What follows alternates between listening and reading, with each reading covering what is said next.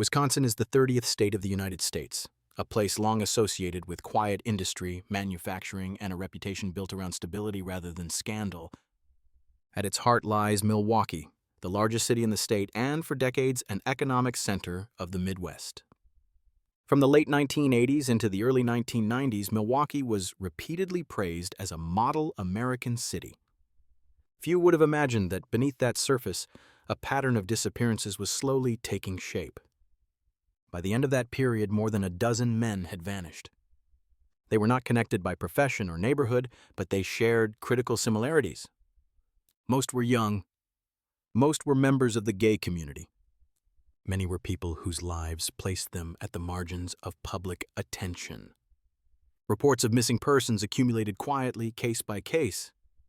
Law enforcement suspected the possibility of a serial offender, yet the absence of clear evidence kept the theory from advancing. No witnesses, no recovered bodies, no definitive crime scenes. For years, the cases remained unresolved. Then on a Monday night, everything changed. Late in the evening of July 22, 1991, two Milwaukee police officers were conducting a routine patrol near a residential building on North 25th Street. It was an ordinary shift, the kind that rarely makes headlines. As they approached the area, a man suddenly ran toward them from the direction of the apartment complex. He was visibly distressed. He was not wearing clothing. A metal handcuff was still fastened to his wrist. At first glance, the situation appeared confusing, even absurd. The officers briefly considered whether the man might be intoxicated or behaving erratically. Within seconds, however, his panic became unmistakable. He told them that someone inside the building had tried to kill him. What followed would become one of the most consequential moments in modern American criminal history. The man explained that earlier that night he had been at a bar, where he met another individual who offered money in exchange for drinks and photographs. The arrangement did not seem unusual. He agreed and followed the man back to an apartment in the nearby building. Once inside, subtle details began to trouble him. There was an overpowering odor. Unfamiliar chemicals were visible. A sense of unease settled in. Before he could fully process it, he was restrained. He managed to escape only by exploiting a brief lapse in attention. When he ran, he did not look back. As the officers listened, they made a decision that would prove decisive. They accompanied him back to the apartment. The door opened without resistance. The man who answered was calm, cooperative, and unremarkable in appearance. He admitted to placing the handcuffs on his guest and claimed it was part of a consensual encounter. The key, he said, was inside the bedroom. The officers entered. What they saw next did not require interpretation. In plain view were photographs depicting extreme violence. The images were not staged props or fictional scenes. They were records, documentation, evidence.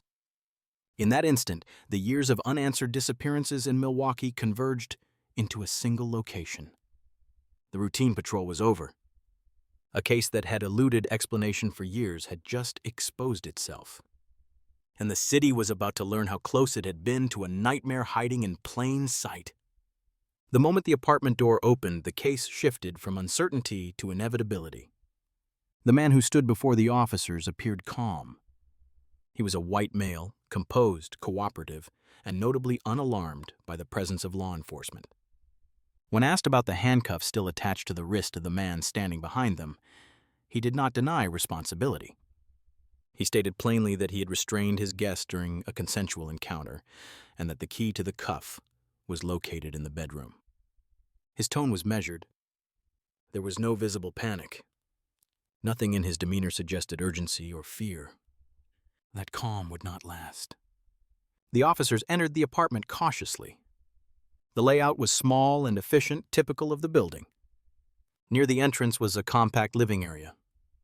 Beyond it, a narrow hallway led toward the bedroom. Even before reaching the far end of the apartment, a strong and unfamiliar odor hung in the air. It was not immediately identifiable, but it was persistent enough to draw attention. When the officers stepped into the bedroom, the nature of the situation became unmistakable. Partially open drawers beside the bed revealed a series of photographs. They were not casual images or personal memorabilia. They depicted human bodies in various stages of dismemberment. The injuries were severe. The context was undeniable. These were not staged effects or fictional scenes. The officers later stated that at that moment they knew they were looking at evidence of homicide. Their response was immediate. Both officers drew their weapons and ordered the man to lie on the floor. He complied without resistance. Backup units were requested and the apartment was secured. What had begun as a response to a single distressed individual had escalated into a full-scale crime scene. As additional officers arrived, a systematic search of the apartment began. In the kitchen area, the refrigerator was opened. Inside, officers found human remains. Among them was a severed human head, later identified as belonging to an African-American male. Other organs were also present, stored alongside ordinary household items. The discovery confirmed that the photographs were not isolated evidence, but part of an ongoing pattern. The man on the floor did not attempt to deny what was unfolding. According to reports, he made statements acknowledging responsibility, indicating that he understood the gravity of what had been found. His words did not attempt to justify his actions. They reflected resignation rather than shock. The apartment itself told the story more clearly than any confession could. Throughout the residence, officers located containers holding additional body parts. In total, they discovered 11 human skulls. Some had been cleaned and preserved. Others had been altered, treated, or painted. In a blue plastic barrel located in the bedroom, investigators found a corrosive liquid containing dissolved remains belonging to multiple victims. Additional skeletal remains were recovered from various locations within the apartment. Photographic evidence was extensive. Investigators recovered 74 photographs documenting the dismemberment of victims. Each image served as a record, capturing a process rather than a single moment. One forensic specialist later described the apartment not as a chaotic scene, but as something closer to a private laboratory. The level of organization suggested repetition and planning. By the early hours of the morning, the apartment was fully sealed. What had been uncovered was not one crime, but the remnants of many. As identification efforts began, the suspect's name was released: Jeffrey Dahmer. Born on May 21, 1960, in Milwaukee, Wisconsin, Dahmer had spent most of his life moving quietly through ordinary spaces. He had attended local schools. He had held various jobs. He had lived with family members and later, alone. To neighbors, he was largely unremarkable. To law enforcement, until that night, he was not a priority. Yet the evidence now indicated that over a span of more than a decade, Dahmer had killed multiple men. The victims varied in age, but many shared similar vulnerabilities. Several were immigrants. Some were people of color. Most were individuals whose disappearances did not immediately command sustained public attention. The arrest sent shock waves through Milwaukee. News of the discoveries spread rapidly. Public reaction was immediate and intense. Questions surfaced about how such crimes could occur undetected for so long. Attention turned not only to Dahmer, but to the systems that had failed to stop him earlier. Reports emerged of prior encounters with law enforcement, missed warning signs, and complaints that had not been fully pursued. For the families of the victims, the arrest brought confirmation without comfort. Answers arrived, but too late to prevent loss.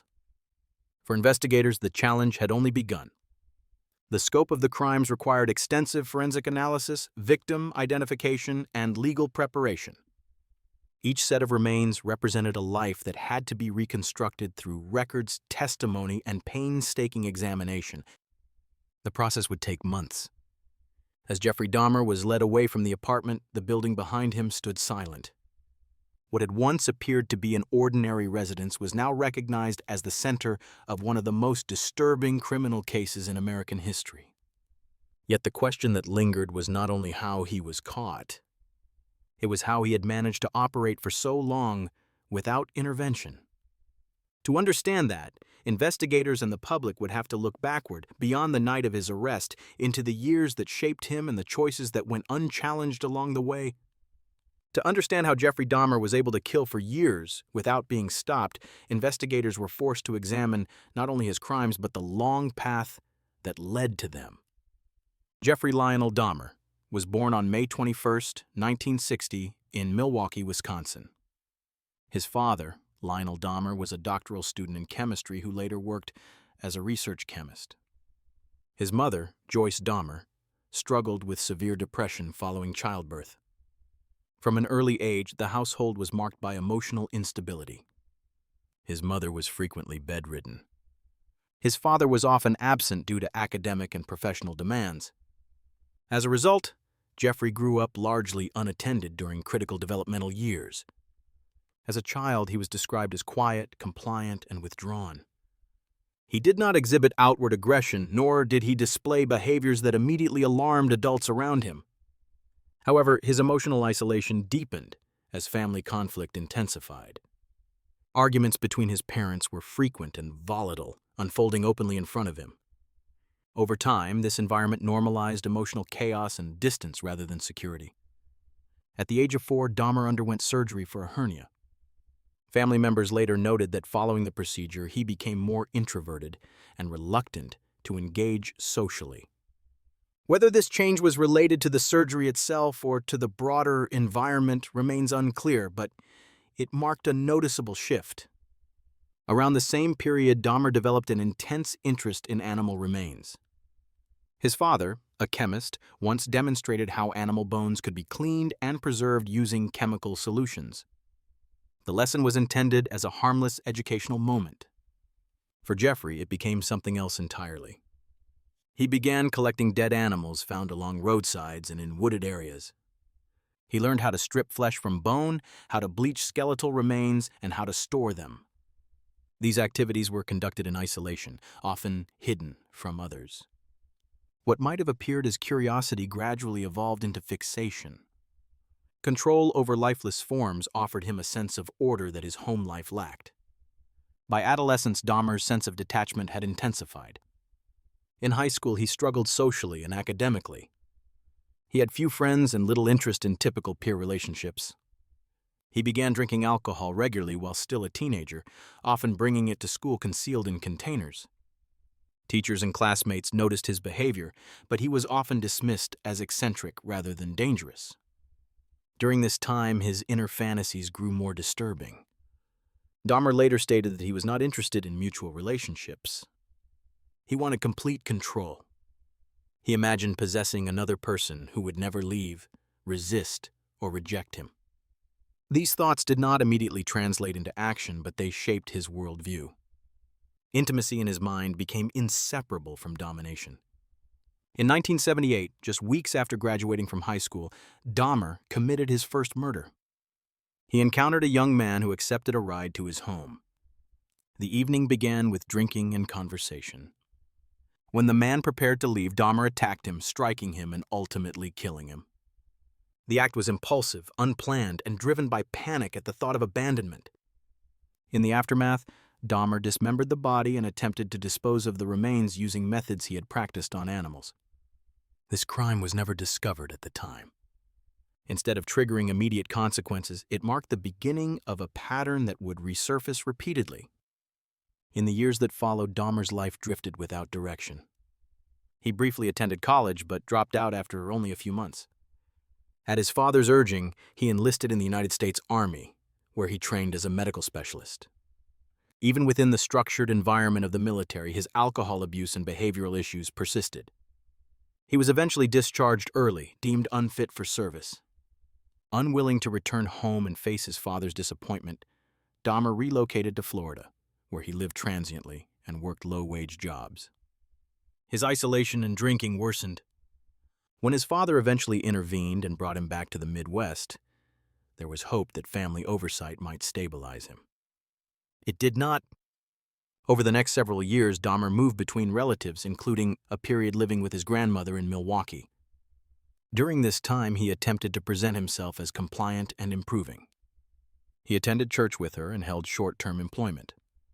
On the surface, he appeared to be regaining control. Behind that appearance, however, his fantasies intensified. He began frequenting gay bars and bathhouses where anonymity was easy and encounters were brief. Initially, he relied on alcohol and sedatives to incapacitate partners so that they would remain still during sexual contact. The goal was not violence, but control. Yet each encounter reinforced the same dissatisfaction. Temporary submission was not enough. The escalation was gradual but deliberate. Dahmer experimented with stronger substances. He began to imagine ways to render partners permanently passive. He fixated on the idea of preserving parts of the body, particularly skulls, as objects of permanence. These were not trophies in the traditional sense. They were symbols of ownership. Multiple arrests during this period should have served as intervention points. Dahmer was cited more than once for indecent exposure. Psychological evaluations identified personality disorders and impulse control issues. Despite these warnings, consequences were minimal. He was fined, placed on probation, and repeatedly returned to the community. Each missed opportunity reinforced the same outcome. By the late 1980s, Dahmer was living alone in Milwaukee. Free from family oversight and under limited supervision, his behavior escalated rapidly. What had once been fantasy and experimentation solidified into routine. By the time law enforcement would finally encounter him again, Jeffrey Dahmer was no longer improvising. He was refining, and the city around him had no idea what was unfolding behind a closed apartment door. By the late 1980s, Jeffrey Dahmer was no longer living under the watchful eye of family members. After repeated conflicts with relatives and concerns about his behavior, he moved into his own apartment on North 25th Street in Milwaukee. The change was significant. For the first time, he had privacy, autonomy, and minimal supervision. It was during this period that the frequency and severity of his crimes escalated. Dahmer relied on a consistent method. He met men in bars frequented by the local gay community and offered money in exchange for photographs or companionship. Once inside his apartment, he used alcohol and drugs to incapacitate them. The goal, as he would later explain, was control. When that control proved temporary, he resorted to lethal violence. Neighbors noticed unusual conditions almost immediately. Complaints were filed regarding foul odors emanating from his apartment. Some reported strange noises at night, including drilling sounds and prolonged disturbances. Each time concerns were raised, Dahmer provided explanations that were accepted without further inquiry. He attributed the smells to spoiled meat or plumbing issues. In a densely populated building with limited resources for enforcement, these explanations were rarely challenged. The most consequential failure occurred in May 1991. That night, residents contacted police after discovering a 14-year-old boy, Konarak Synthasamphone, naked, disoriented, and bleeding, wandering outside the apartment complex. 3 women who encountered him believed he was in immediate danger and refused to accept assurances that everything was fine. When officers arrived, Dahmer approached calmly and claimed the boy was his 19-year-old boyfriend who had simply consumed too much alcohol. Despite the visible injuries and the protests of witnesses, the officers accepted Dahmer's account. Emergency medical personnel expressed concern and recommended hospital treatment, but their suggestion was not pursued. The boy was returned to Dahmer's apartment. He did not survive the night. This incident would later become one of the most heavily scrutinized moments in the case. It exposed vulnerabilities within law enforcement decision-making at the time, including over-reliance on surface explanations, insufficient follow-up, and a failure to recognize signs of coercion. Broader social factors also played a role. Many of Dahmer's victims were young men of color or recent immigrants, groups whose safety concerns were often deprioritized in that era. While no single factor explains the failure, together they created conditions in which warnings were missed. 2 months later, the case finally collapsed under its own weight. The events of July 22, 1991 ended Dahmer's freedom and initiated a full-scale investigation. He was charged with multiple counts of first-degree murder. During interrogation, he admitted to killing numerous victims, though he claimed limited memory of some incidents. Prosecutors ultimately brought charges for 17 murders. Dahmer entered guilty pleas to 16 of them. The trial began in January 1992. The central legal question was not whether Dahmer had committed the acts, but whether he was legally responsible for them. His defense argued that he suffered from severe mental illness and was unable to control his behavior at the time of the crimes. Expert witnesses testified regarding personality disorders and compulsive behavior. The prosecution countered that Dahmer demonstrated clear planning, awareness, and concealment, all indicators of legal sanity. After months of testimony, the jury reached a unanimous verdict. Jeffrey Dahmer was found legally sane and guilty of multiple counts of first-degree murder. He was sentenced to 16 consecutive life terms in prison, totaling more than 900 years of incarceration. The sentence ensured that he would never be eligible for release. Dahmer was transferred to the Columbia Correctional Institution, a maximum security facility in Wisconsin. Initially, he was placed in isolation for his own protection. Over time, prison administrators allowed him to integrate into the general population and participate in work assignments. During this period, he requested access to religious texts and engaged in daily Bible study. He spoke publicly about his crimes in interviews, acknowledging responsibility, while framing his actions as driven by internal compulsions he claimed he could not escape. On November 28, 1994, his incarceration came to an abrupt end. That morning, Dahmer was assigned to cleaning duties in a prison restroom alongside 2 other inmates. After approximately 20 minutes with no activity reported, correctional officers entered the area. They found Dahmer and another inmate severely injured, both lying on the floor with head trauma. Despite emergency medical intervention, Dahmer was pronounced dead approximately 1 hour later. The second inmate died 2 days afterward. The attacker, Christopher Scarver, later stated that he believed he was acting under divine instruction. He admitted to concealing a metal bar and striking both men while they were distracted. Dahmer did not resist. With his death, the legal proceedings surrounding Jeffrey Dahmer ended permanently. For the families of the victims, justice had come in the form of conviction, not closure. For the city of Milwaukee, the case prompted deep reflection on institutional responsibility and the cost of inaction. Policies were reviewed. Officers involved in earlier encounters faced disciplinary measures. Public trust had been damaged, and rebuilding it would take years. Jeffrey Dahmer's crimes did not occur in isolation. They unfolded within a system that repeatedly underestimated risk, misjudged credibility, and failed to protect the most vulnerable. His capture was the result of chance. His continued freedom was the result of missed opportunities. And that distinction remains one of the most enduring lessons of the case. The arrest and conviction of Jeffrey Dahmer brought an official end to one of the most disturbing criminal cases in American history. In legal terms, the outcome was definitive. He was found guilty, sentenced to spend the rest of his life in prison, and removed from society. By the standards of the justice system, the case was closed. Yet closure in cases like this is rarely absolute. For the families of the victims, answers arrived years too late. Names were confirmed. Remains were identified. The uncertainty that had haunted them was replaced by a different kind of pain, the knowledge of what their loved ones had endured and how long it had gone unnoticed. Justice provided accountability, but it could not restore what had been taken. For the city of Milwaukee, the case forced a reckoning. Jeffrey Dahmer did not operate in complete secrecy. There were warning signs. There were complaints. There were encounters with law enforcement that in hindsight demanded closer scrutiny. Decisions were made in moments of uncertainty, often under the pressure of routine, limited information, and social assumptions that shaped credibility and response.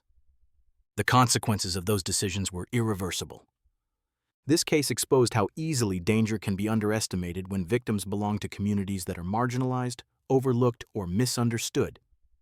Many of Dahmer's victims were young men who lived on the edges of public concern. Their disappearances did not immediately generate urgency. Their voices were not heard until one of them managed to escape. That escape changed everything. It demonstrated how fragile the line between prevention and catastrophe can be. Had that moment unfolded differently, the crimes might have continued even longer. The fact that chance played such a significant role in stopping them remains one of the most unsettling aspects of the case. Jeffrey Dahmer's death in prison did not erase the harm he caused, nor did it resolve the broader questions raised by his crimes. It ended his story, but it didn't end the responsibility of institutions to examine their failures. In the years that followed, law enforcement agencies reviewed procedures, training, and oversight. These changes were necessary, but they came at a cost measured in lives. True crime is not about fascination with violence. At its core, it is about accountability, awareness, and remembrance.